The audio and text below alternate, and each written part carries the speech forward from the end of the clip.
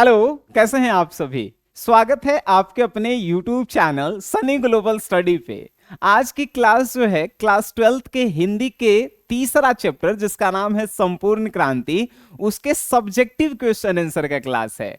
आप देख रहे होंगे बोर्ड पे सिर्फ क्वेश्चन लिखा हुआ है, आंसर हम आपको आपके दिमाग और दिल दोनों में फिट करवा के जाएंगे मात्र 15 से 20 मिनट के इस क्लास में। इससे पहले इस चैप्टर के आप लेखक परिचय पढ़ चुके हैं, इस चैप्टर के हिंदी अर्थ पढ़ चुके हैं और कल ही जो है इस चैप्टर का लाइव क्लास में आपने ऑब्जेक्टिव क्वेश्चन लगाया था। आप एप्लीकेशन एसजीएस क्लासेस ऐप को डाउनलोड किए होंगे तो उसमें जाके आप टेस्ट भी दिए होंगे, हमें पूरा विश्वास है। ठीक है, तो आज के इस क्लास में सब्जेक्टिव को याद कर लीजिए। याद जब हो जाएगा तो आप अपने मन से बिना आंसर देखे हुए आप अपने कॉपी पे लिख लीजिएगा। ठीक है, चलिए आज की इस क्लास को हम लोग शुरू करते हैं। पहला क्वेश्चन जो है आपके स्क्रीन पे होगा बउआ जी कि आंदोलन के नेतृत्व के संबंध में जयप्रकाश नारायण के क्या विचार थे। तो आंदोलन के नेतृत्व के संबंध में जयप्रकाश नारायण जी का यही विचार था कि आंदोलन का नेतृत्व कोई भी करे। कौन सा आंदोलन? छात्र आंदोलन। आंदोलन का नेतृत्व मतलब कि एगो मेन नेता। तो आंदोलन का नेतृत्व कोई भी करे, आप में से कोई छात्र में से करे या हम यानी कि जयप्रकाश नारायण करे, कोई भी करे, निष्पक्ष नेतृत्व होना चाहिए। किसी के ना ही पक्ष में और किसी के ना ही विपक्ष में नेतृत्व होना चाहिए। ईमानदारी पूर्वक नेतृत्व होना चाहिए। ठीक है, यही विचार थे। इसी में क्वेश्चन है कि आंदोलन का नेतृत्व वे किस शर्त पे स्वीकार करते हैं। तो जयप्रकाश नारायण जी को जब बोला जाता है कि नहीं आप ही आंदोलन का नेतृत्व कीजिए तो वो कौन सा शर्त रखते हैं। तो जयप्रकाश नारायण जी आंदोलन का नेतृत्व जो है स्वीकार करते हैं, उसके लिए शर्त रखते हैं कि आखिरी फैसला मेरा होगा। हम सुनेंगे आप सबकी, आपके साथ बैठकर हम विचार भी करेंगे, लेकिन आखिरी फैसला अगर मेरा होगा तभी हम इस आंदोलन का नेतृत्व करेंगे। अब आपको क्वेश्चन का आंसर याद हुआ कि नहीं, ईमानदारी से बताइएगा, हाथ उठाइएगा कमेंट बॉक्स में। बाबू पूछा आंदोलन के नेतृत्व के संबंध में जयप्रकाश नारायण जी के क्या विचार हैं। तो आंदोलन के नेतृत्व में जयप्रकाश नारायण जी के यही विचार हैं कि आंदोलन का नेतृत्व कोई भी करे, ईमानदारी से करे, निष्पक्ष करे, ना ही कोई पक्ष में और ना ही कोई विपक्ष में करे, एकदम ईमानदारी से करे। आंदोलन के नेतृत्व जो है वो इसी शर्त पे स्वीकार करते हैं कि हम सुनेंगे सबकी, विचार सबके साथ रखेंगे, लेकिन आखिरी फैसला मेरा होगा, तभी हम आंदोलन का नेतृत्व करेंगे। बात समझ गए? कितना आसान था। नेक्स्ट क्वेश्चन देखिए, क्वेश्चन नंबर 2, जयप्रकाश नारायण के छात्र जीवन और अमेरिकी प्रवास का परिचय दीजिए। तब भाई जयप्रकाश नारायण जी के छात्र जीवन के पहले बारे में बता देते हैं कि जयप्रकाश नारायण जो हैं प्रारंभिक शिक्षा अपने गांव सिताब दियारा से ही करते हैं। आगे की पढ़ाई करने के लिए वो पटना चले जाते हैं और इंटर जो है साइंस मींस आईएससी से परीक्षा देते हैं बिहार विद्यापीठ कॉलेज से।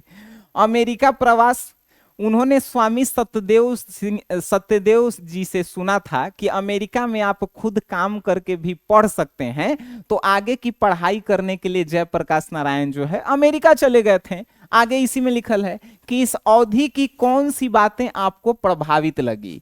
यानी छात्र जीवन और अमेरिका प्रवास में जब जयप्रकाश नारायण थे तो आप किताब पढ़े हैं, तो कौन सी बात आपको अच्छा लगी। तो हमें अमेरिका प्रवास में जब वो खुद काम करते थे वेटर का, जूता पॉलिश का, और साथ साथ पढ़ाई करते थे, ये बातें हमको मोटिवेट करती है, ये बातें हमें अच्छी लगी। ये हम लोग लिखेंगे। आपको याद हुआ कि नहीं? रटना पड़ रहा है? अरे नहीं रे बाबू, अगर फिर भी आप चाहते हैं कि नहीं सर आप अगर आंसर क्वेश्चन हमको दे देते हैं एकदम कॉपी पे लिख के अपन भाषा में, तो मजा आ जाता सर। अरे कुछ नहीं कीजिए लड्डू जी, आप जो है प्ले स्टोर से एसजीएस क्लासेस ऐप को डाउनलोड कर लीजिए। एसजीएस क्लासेस ऐप को डाउनलोड करने के बाद जो है आप हिंदी इंग्लिश का कोर्स खरीद लीजिए। हिंदी इंग्लिश में जो है 200 में 200 गारंटी हम ले लेते हैं। बात समझ में आ रहा है? चलिए शुरू हो जाते हैं। नेक्स्ट क्वेश्चन आइए। क्वेश्चन है कि जयप्रकाश नारायण कम्युनिस्ट पार्टी में क्यों नहीं शामिल होते हैं।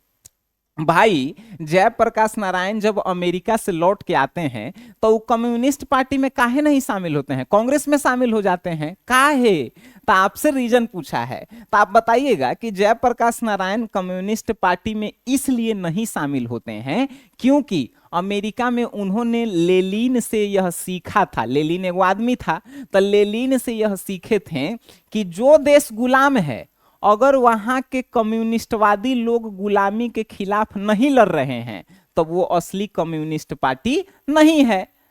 तो भारत के कम्युनिस्ट पार्टी जो है, भारत उस समय गुलाम था, तब कम्युनिस्टवादी लड़िए नहीं रहे थे। तो भाई जब जयप्रकाश नारायण अमेरिका से वापस आए तो कम्युनिस्ट पार्टी में शामिल नहीं हुए। काहे नहीं शामिल हुए?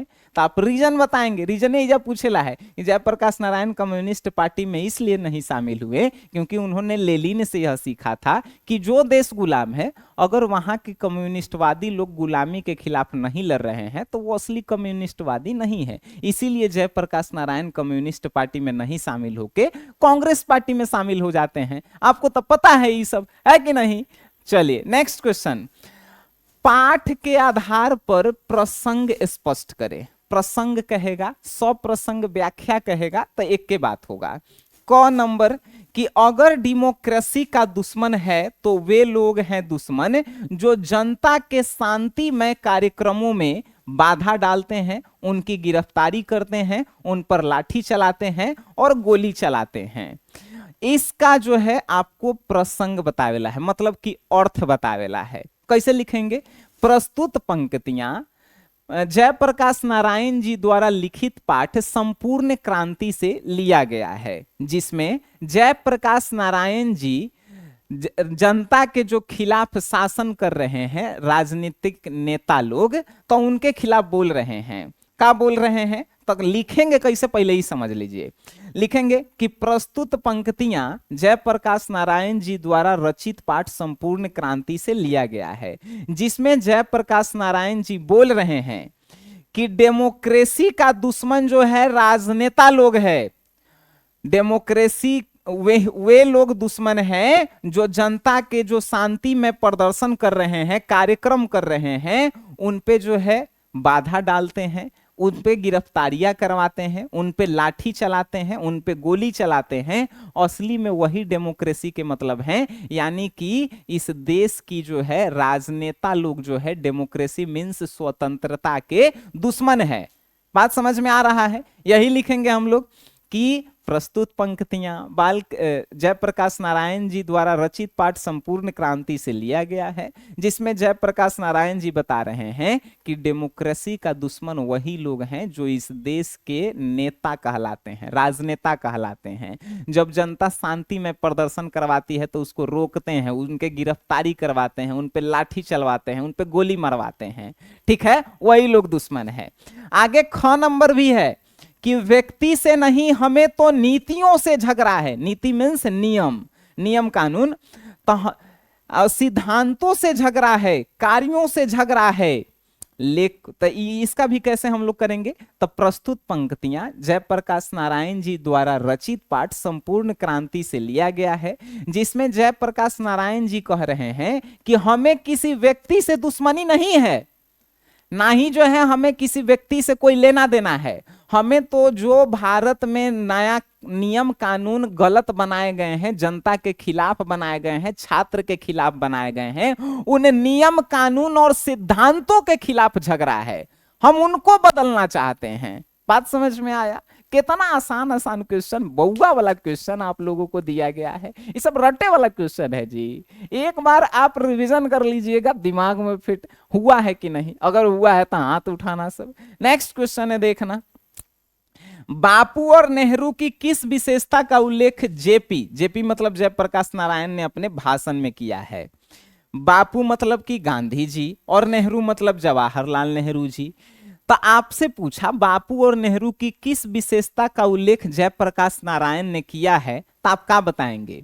तब बापू और नेहरू की उस विशेषता का उल्लेख जयप्रकाश नारायण ने किया है कि जब बापू और नेहरू जी गलत होते थे तो जयप्रकाश नारायण कहते हैं कि हम उनकी आलोचना भी करते थे, आलोचना मीन्स उनकी भरे स्टेज पे हम शिकायत भी करते थे, लेकिन बापू और नेहरू कभी भी जो है हमें गलत नहीं समझते थे, हमारी जो है बुराई नहीं करते थे, बल्कि वो अच्छे से हमें समझाते थे कि जयप्रकाश नारायण जी ये आपको नहीं बोलना चाहिए था, हमें वो अपने छोटे भाई की तरह समझाते थे। तब विशेषता कौन सी थी कि भाई जयप्रकाश नारायण जी कितनों बुराई करते थे तब बापू और नेहरू जी बुरा नहीं मानते थे। ठीक है, यही तो उनको महान बनाता है।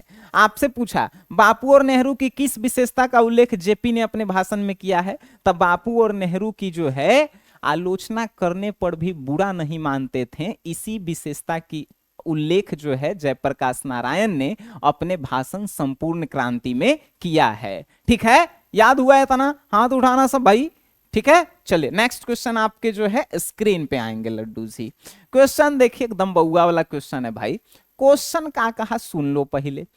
भ्रष्टाचार की जड़ क्या है? भ्रष्टाचार का जड़ है चुनाव, मींस इलेक्शन। इलेक्शन भ्रष्टाचार की जड़ क्या है? तब भ्रष्टाचार की जड़ है इलेक्शन। क्या आप जेपी से सहमत हैं? तब बिल्कुल हम जेपी से सहमत हैं। इसे दूर करने के लिए क्या सुझाव देना चाहिए? तब इलेक्शन के जो भ्रष्टाचार हो रहा है उससे दूर करने के लिए दो सुझाव।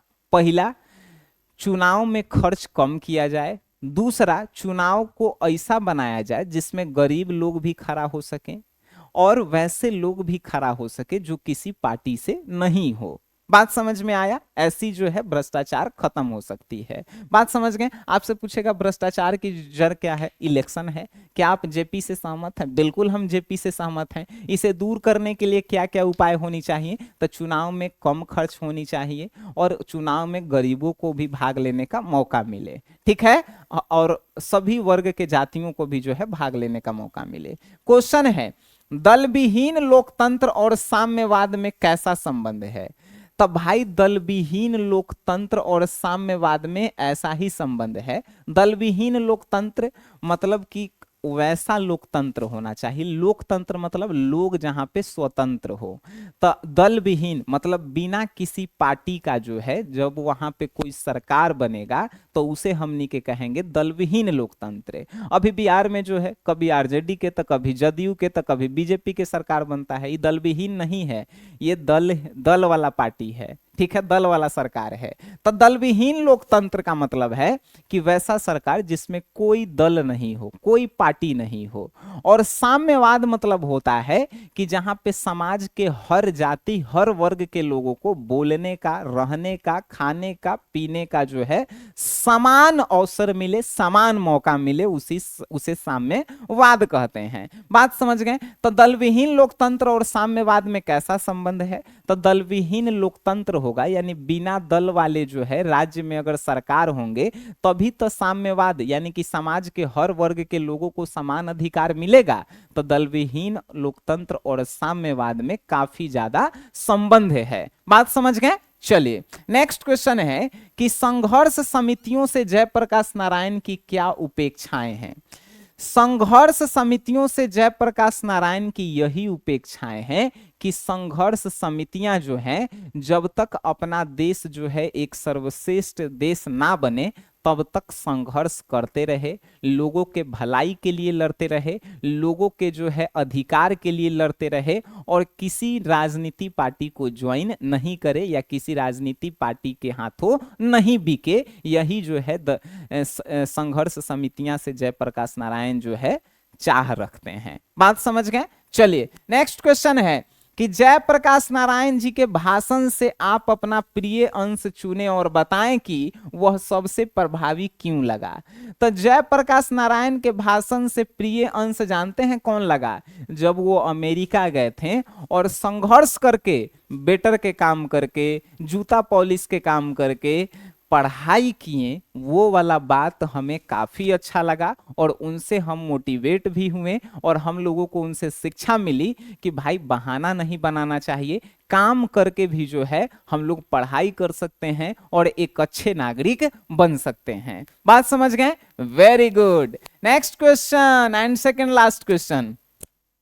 चुनाव सुधार के बारे में जयप्रकाश नारायण जी के प्रमुख सुझाव क्या हैं, उन सुझावों से आप कितना सहमत हैं। चुनाव सुधार करने के बारे में जयप्रकाश नारायण जी के प्रमुख सुझाव बताइए।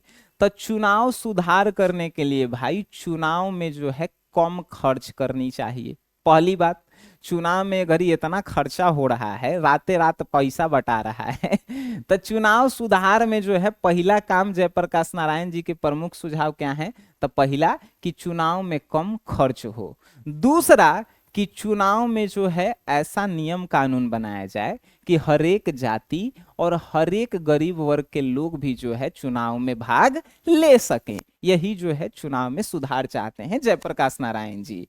उन सुझावों से आप कितना सहमत हैं, तो इन सुझावों से हम लोग काफी सहमत हैं, क्योंकि चुनाव में जब कम खर्चा होगा तो वो पैसा जो है देश के विकास में लगेगा तो देश तरक्की करेगा। जब चुनाव में गरीब भी भाग लेगा, हर एक जाति के लोग भी भाग लेंगे, तो उससे जो है हर एक लोग का भी जो है विकास होगा, हर एक जाति का भी विकास होगा, अपने देश का भी विकास होगा, है कि नहीं। तो हम तो पूरा सहमत हैं।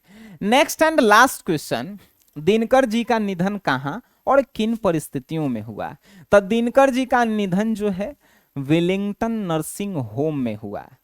जब उनको दिल का दौरा पड़ा तो उसी समय जो है वेलिंगटन नर्सिंग होम में जो है दिनकर जी का निधन हो गया। और किन परिस्थितियों में हुआ, तो जब जो है जयप्रकाश नारायण जी आजादी के खिलाफ संघर्ष कर रहे थे, तो उसी समय जो है जयप्रकाश नारायण जी कहते हैं कि भाई उनका निधन हो गया, अगर वो रहते तो उनकी कविताएं जो है हमें और मोटिवेट करती। ठीक है, तो ये जो है पूरा आप जो है सुने संपूर्ण क्रांति के क्वेश्चन आंसर। आप इस कमेंट बॉक्स में जरूर बताइए कि आपको क्वेश्चन आंसर याद हुआ कि नहीं हुआ।